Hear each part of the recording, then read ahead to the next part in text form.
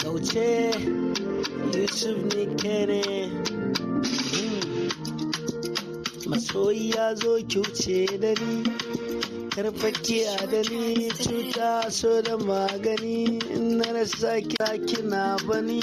baya da za a yi da ni so na ki kula da ni san ki ya riga da ni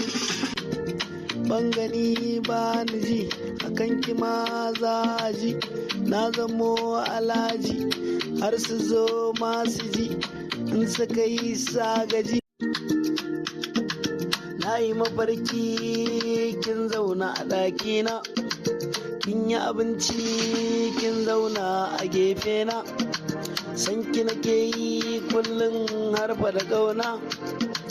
jifa nake yi ba wanda ya kai ki a gona